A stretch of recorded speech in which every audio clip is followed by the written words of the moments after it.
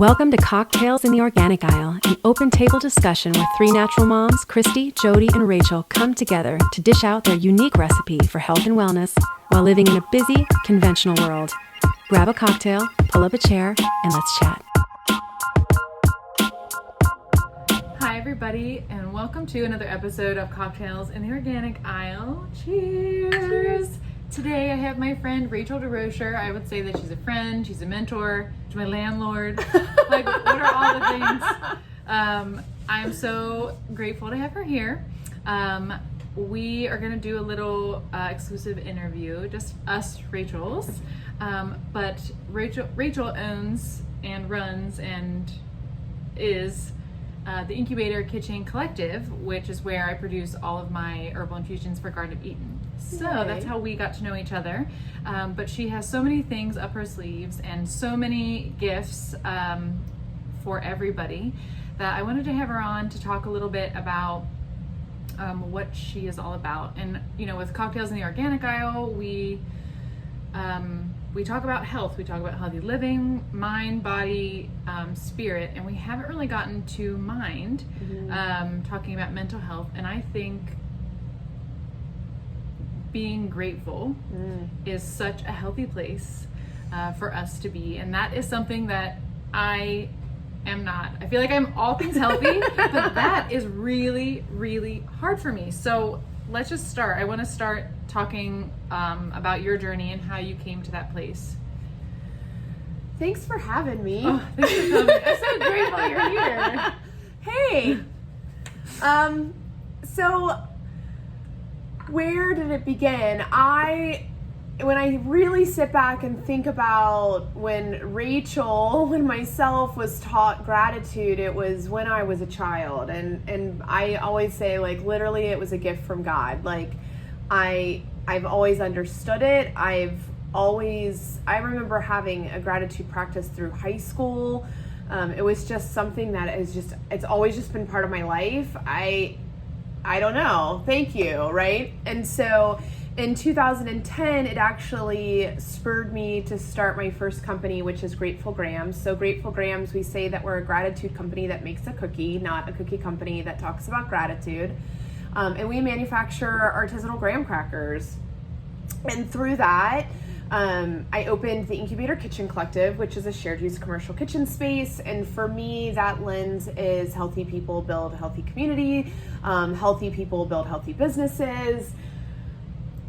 I've also, and that's a nonprofit, that's where Rachel works. We've got about 40 producers that work out of our two facilities that are in Newport, Kentucky currently. It's constantly evolving and shifting, and so we've got companies that are in the process of incubating out right now, and we've got a bunch of new companies that will be moving in soon. And I think those are the businesses, right? But when I really step back, alongside of all of this work, there's always been a component, a grounding component, a spiritual component, outside of the scope of food businesses, work that I have continued and still continue to do. So I've led women's circles for well over 10 years. I've done vision boarding workshops for over 15 years. In 2020, I launched Gratitude Grams, which is a deck of cards that I did all the art for, and there's 52 sayings of affirmations and mantras, words that like inspire me and kind of keep me grounded in this path. I also, which Rachel and I will talk about soon, is that I have a 2-week gratitude journal on my website that is free downloadable for anyone who is looking to just start a gratitude practice. I also run guided gratitude groups for communities, for organizations, for corporate. And I think one of the things I'm most excited about is in February of 2021, I launched Head to Heart Mentorship. And I have said this a few times, but I believe it's the best body of work I've ever built. And I think it ties together what I have spent the last 20 years working towards, which is healthy people.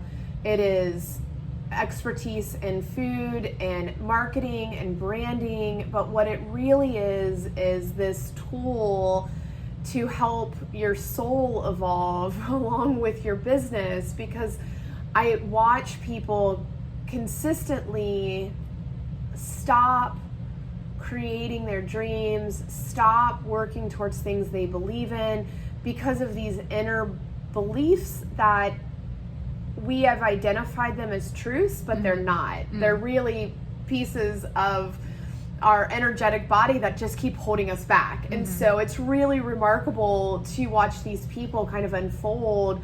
I think once you start doing soul work, like, it is the best evolving that you can do as a human. Like, that's where living comes. Well, so and all it of that, it like narrows down your path a little bit. Like, I feel like in the food industry, like, everyone has a passion. It might be like baking, or it could be herbalism or juicing, you know, like some of our friends at the kitchen.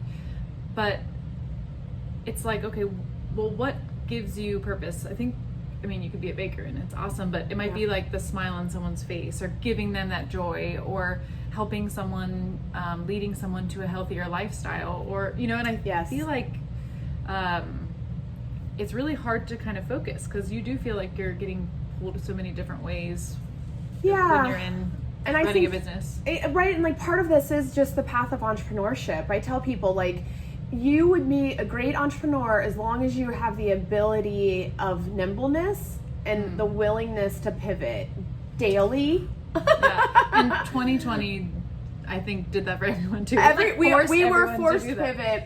One of the most beautiful things I've witnessed over 2020 is that people actually, through this quote unquote forcing, right? Like, all of a sudden people had to get quiet and people had to sit with themselves, and people had to feel feelings. And what a gift that's been, because what I've seen is actually people waking up going, wait a second, I'm miserable in this job. Wait a second, my body hurts. Why? Wait a second, I don't want to be treated like that. Hey, I can do something. I am smart enough. I am strong enough. I can create a company, food or otherwise. Like, it has been an incredible thing to witness people stepping into their strength, into their power. Yeah, I think that is, I think that's so strong. And someone very close to home was very much in that place where it was like, I am not very happy. This is not what I want to do. And they're moving into something that's so amazing, spending more time with family, also helping their husband with their business. Helping me with my business. Yes. Like, thank you. Yes. So I think it really is that. But that person came to me and they were just like, oh my gosh, I'm so overwhelmed. I don't know what I'm doing. And I was like, wow, I'm kind of jealous of your position. Like, you've got it made. Like, and she was like, wow, like, thank you. And she was like, I need to be more grateful. And I was like, this is what it's about. You know? Like, it seriously was that. I got this person also doing the journal with me. So I want to talk about that. Yes, so let's talk about it. I took the plunge and I signed up. So on your website, which is it the Rachel? It's RachelDesRochers.com. If you scroll down to the bottom, you can put in your email and you can download a free journal, 14-day journal. I was not sure how this was going to go for me. I am not a quiet person. My mind is always going. I'm up and I'm like, and I'm very, there's a lot of static in my brain. I think that's kind of what keeps me going sometimes, but I also realize that, you know, you hit a wall and you can't take it. So I found by doing this, sometimes it was difficult to, you know, she would give us prompts. So it would say, look around the room, excuse me, and find something, or find, you know, 10 things that you're grateful for. And, you know, first you're like, I have a room, I have a bed, but then you're like, I really love my crown molding. Wow, like, I'm so grateful for that. Like, me and my dad did that together, and I painted it to make it look more like Victorian. Like, wow, that's so cool. And then it was like, oh, my closet over there. I love clothes. Clothes bring me so much joy. It just kind of like led, and by the end of it, I found that it was so easy. You were just like, list on like a million things that you're grateful for, and I'm like, wow, that's like super easy now. But before it was just like, I don't know, like health, family, business, goals, Yeah. Jesus. I think that's it. Well, it's funny too, because a lot of us, and I hear people say, like, I don't like gratitude. I don't get it. Or I don't know how to experience it. And when I ask them why, a lot of times it's because it was that childhood ingrained, like, you should be grateful. Here's dinner. You should be grateful for it, right? Like, but Mom, that food makes my stomach, right? Like, whatever it is. And this isn't that. This isn't that. This is an opportunity for you to come back into your body. I was asked this question once, and it stuck with me because I talk about it a lot, but on a podcast somebody said, what is your favorite sound? Right? And I said, it's the in-breath of when I ask somebody what they're grateful for, because the first thing they have to do is stop and go back into their body. I've never asked that question to somebody. It's spaghetti. I'm grateful for spaghetti, right? Like, whatever. Like, no, like, they stop. They get still for a second. Just in that millisecond of taking a breath, everything can transform in that moment, right? And it is as simple as going, wow, I have a bed. Wow, I have clothes. Wow, I'm healthy. But it's also, can you peel it back and say, I'm grateful for the flowers that grew in my garden that I made really cool ice cubes for them, right? Like, I'm grateful to have a partner who has no problem taking my son out so that we can do this project together. I'm grateful for the abundance to hire somebody to help me do my cool wall. Keep peeling back the layers. Don't just stop with, I'm grateful I have this room. Take it in. Be present and notice what's in the room, right? Yeah, one of the things that was the hardest was the coloring page. Yeah. Oh my gosh. For some reason, and the person that I had gotten to do it with me, I was like... Because it was boring, or just, I don't know, it was like, I can't sit, I got tons of things that I need to do. Yeah. That was... And it was hard, and I was like, I was in bed, and I was like, I'm not going to get up and get color pencils. My crayons are But I was like, ooh, like, I'll just color. And then I colored it, and I was like, wow, like, I haven't colored in, like, a really long time. Yeah. Like, when was the last time I colored? And then I, kind of went on this spiral. The person that also did it said that they were going to finish it, and that was going to be their last one. Like, I'm going to save that for last. But it's like, we like coloring. It's fun, but it's like... As adults, when do we do childlike things anymore, right? Because we're...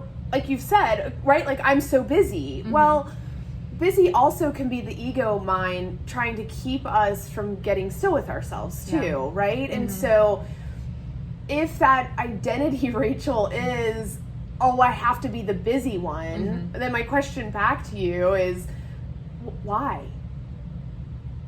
What does that, like, does that really fill your bucket, right? Like, let's talk through that. And like, and I speak from experience. I felt for years my worth was in the doing. And it wasn't until I was forced, like, and I've been forced down. I've had like crazy, like, lands you in the hospital because I'm a pusher, I'm a goer, I'm a doer, I'm not afraid of the work, I love it. Until you're on your tail, right? And then I think 2020 really helped give me enough space and enough time to say, wait a second, what does my work-life balance look like? Where am I pouring into, and what's being poured into me, right? So, and I, for me personally, I've had to shift the busy mantra. In 2021, the monkeys at the zoo are busy, right? Like, I want to know who's not busy, because it's a way that, so I use busy when I want to get out of something, because I kind of feel like, who's going to question that? Like, bring it. Yeah, I'm busy. I got this, right? So I'm not busy. I'm not busy at all. I have all the time in the world to do what I love. Because what I found myself doing was I would spend hours a day spiraling into that, like, I'm so busy, I've got so much to do. And I would be leaving to get the kids from school and being like, I was so busy, I didn't get anything accomplished today. right? So busy thinking about the things that you I need was to so do. busy thinking about how busy I was. And then I was like, wait a minute, like, no, I'm not busy at all. I just waste time, right? Like, Yeah.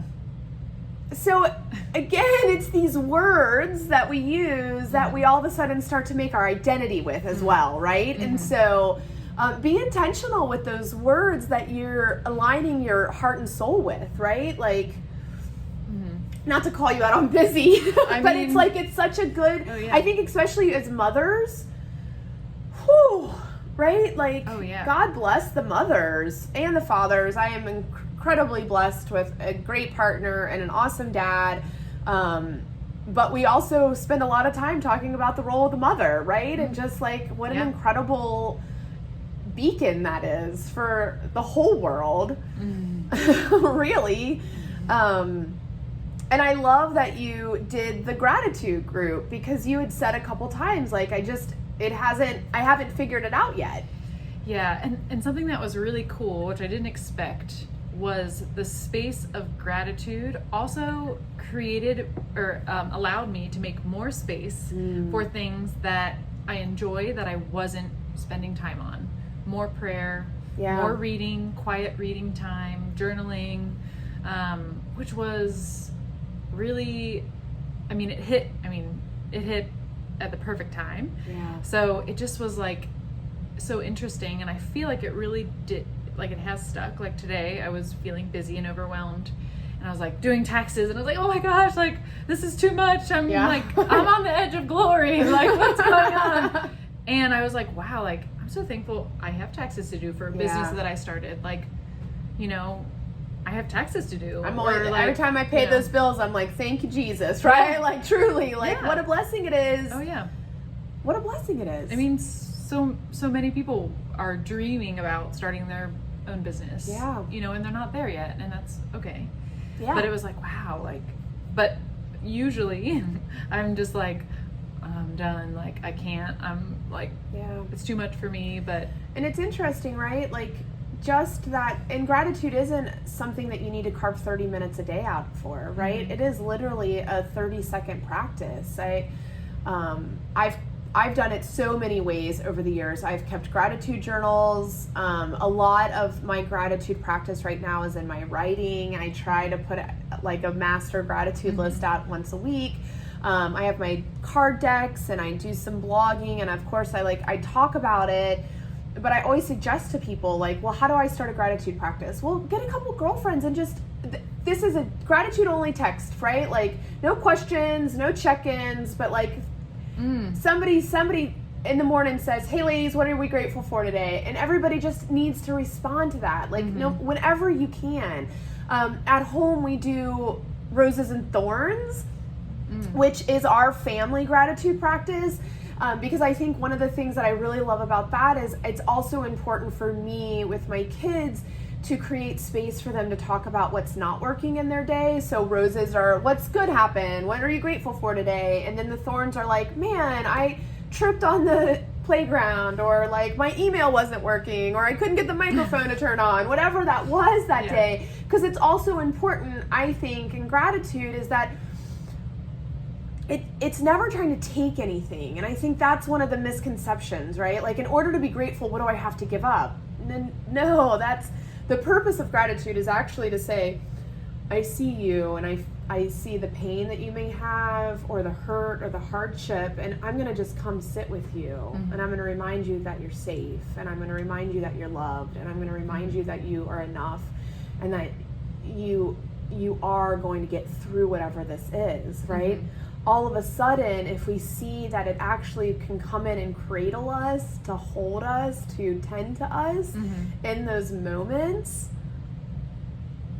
man, right? Like, changes your whole perspective and your whole experience of whatever you're going through. Without doing anything except sitting here going, wait a second.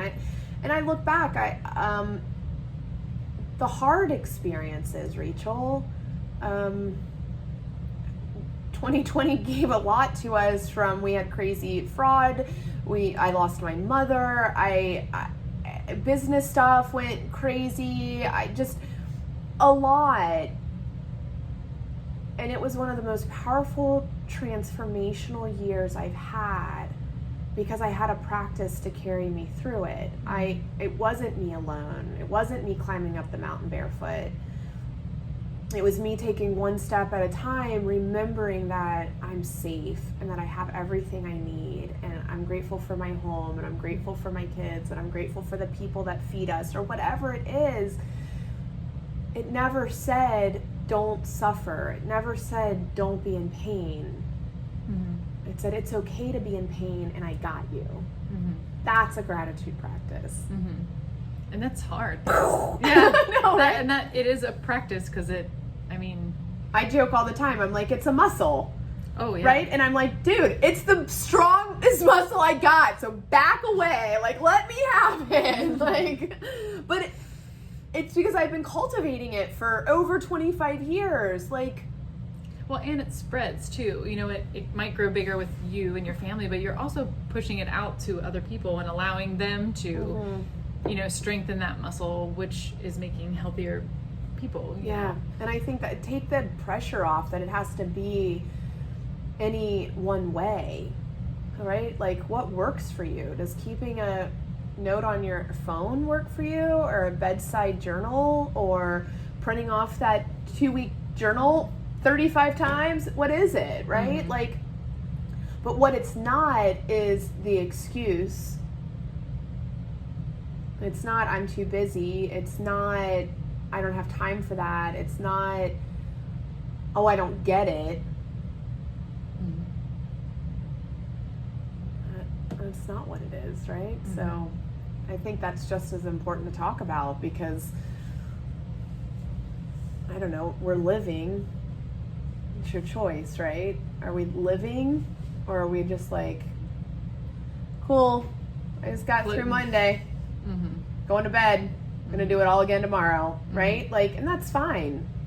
There's people, that's okay, that's their space, but I don't think we have to suffer.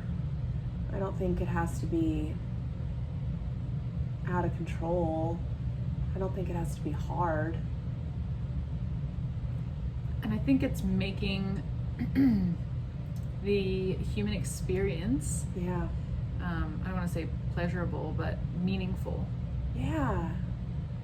I mean, isn't that, to me, like, I go like, that's where the glory is, right? Like, just sitting here and taking 30 minutes out to have this conversation, this is it, right? Like, it doesn't need to be more. It never has to be more. And it never can be more until you've surrendered into the land of enoughness. Yeah. So I'm going to ask you one question before we go. When you meet somebody new, or you have a new business that comes to, the Incubator Kitchen Collective, what are like signs that you might see that someone is not in that space? So that we can look in look at ourselves and maybe think, oh, like, I kind of say that a lot, or like, I think everybody can use a little gratitude. Truly, I think it's a practice that it fits anybody's lifestyle. It's anybody's belief system. I find that we don't know what success means. I find that we don't value our worth. I find that we don't believe in ourselves. I find that we're in the trap of that spiral of like, I've got to do everything all the time. Like right now, I'm a day late and $1 short because I got to just keep going. Well, we got to slow down. You're never going to get out of the spiral until you slow down and you start really valuing your time, your worth, your being, your soul, your heart, right? I think that's what I love about Head to Heart, Rachel, is that it is the most profound body of work, and it's because it is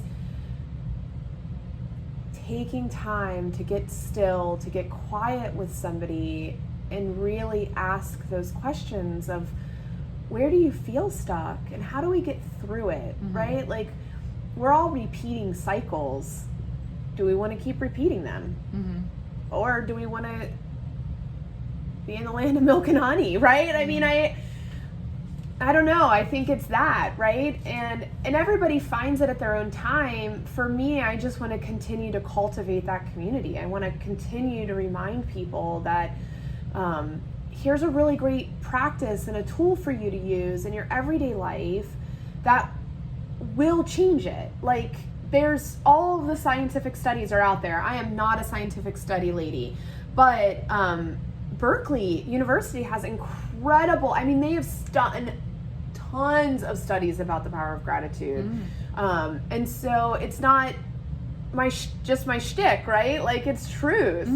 So anyway. Yeah. So with a head to heart, can anyone be like... Yeah. Oh, okay. So not just incubator. No, it is totally, actually, more of my clients that I see a month are non-incubator folks. Oh, wow. Yeah. So I'm only taking 2 to 3 incubator companies a month and then 3 to 4 outside companies a month. When I created it, I said, wait a second, I want to take 10 companies a month, right? Like, I want to have 15 companies. No, really, right now I want to have 20 because it's so good. And I said, wait a second, I don't have to put that pressure on. I'm only going to allow X amount of companies a month. Because I want it to be good and right for everyone, right? Like, I can grow this slow and steady. And so, yes, please, there is on my website, there's like a little mentorship tab that you can go and you can find out more. You can sign up. I'll have you fill it out because we're going to do it together. Yes. Yay. I'm super excited. Yeah. So we're going to start doing our, so it's a 4-week, 1-hour session that we can do in person at my office in Newport or over Zoom. So that's the best part, which I'm super excited about, is that you don't have to live here. We can do this all over Zoom, and my Zooms have been just as incredibly powerful as in person, right? And so if you're feeling called and you're done being stuck, you're done being in the spiral, maybe you have a business idea. Maybe it's just a soul work you need. I've been working with women who are overeating. I've been working with psychologists and coaches. We all need tending. We need mothering. We need nurturing. We need loving. I'm just really thankful this came and it's here and the world is receiving it.